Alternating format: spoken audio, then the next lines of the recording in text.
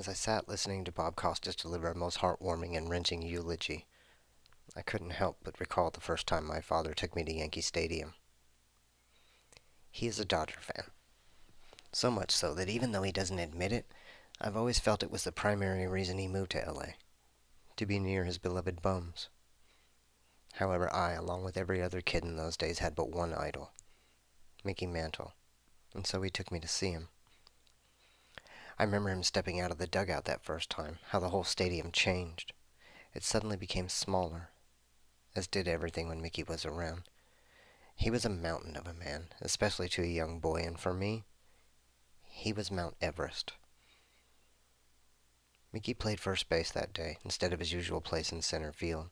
As my father explained to me, the injuries had taken their toll. No longer was he the speedy, powerful, dominant, and feared player he once was. But that didn't matter. I was sitting in the Bronx, on hallowed ground, in the house that Ruth built, next to my father, and watching my boyhood idol.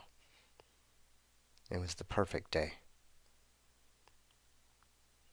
All I can remember about the game was that he struck out twice. But it was the way he struck out.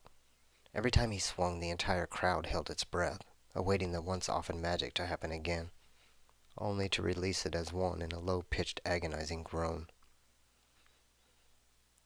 For years I played backyard games as Mickey, and all throughout Little League I wore an old beaten t-shirt with that famed number 7 hand drawn on the back. In my head I secretly announced his name whenever I went to the plate. He and I won many World Series games together in that league during the long, hot Southern California summers.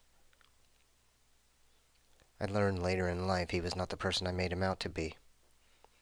He was not a good role model, nor was he a particularly good teammate. He was a poor father and even worse husband. He took the talent he was given for granted and drank away most of his life, never coming to terms with the relationship between himself and his overbearing father, no matter how hard he wished he could, and no matter how hard he tried.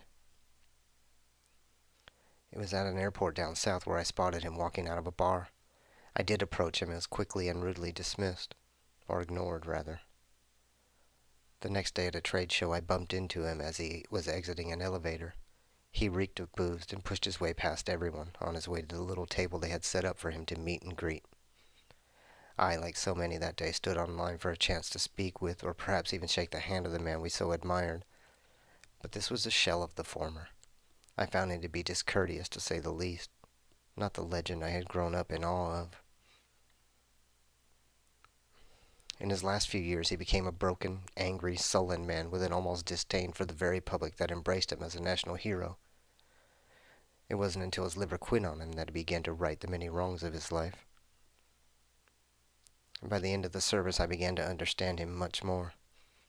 Not as a baseball player, but as a man who had faults just like me, a man who had almost waited too long to repair his relationships, a man who inspired a generation. A larger-than-life country boy who got swallowed up by the game he loved so much. August 15th, 1995 was a day of great reflection. That once innocent boyish smile, the mammoth home runs, the game-saving catches. A day when old men wept like little boys. Grown women wiped tears from their eyes. People in their 70s, 60s, 50s, me in my 30s. Friends, Hall of Famers, fans, together in a sea of tears.